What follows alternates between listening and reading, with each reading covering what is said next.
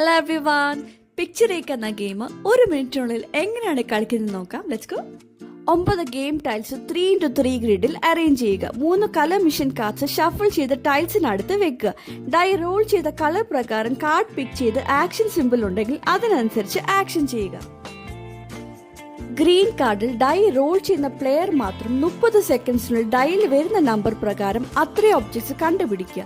കണ്ടുപിടിച്ചാൽ ആ mission card കിട്ടും.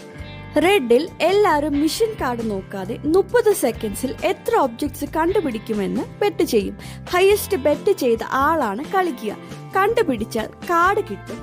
ഇല്ലെങ്കിൽ മുമ്പ് കിട്ടിയ ഒരു കാർഡ് ലൂസ് ചെയ്യേണ്ടി വരും.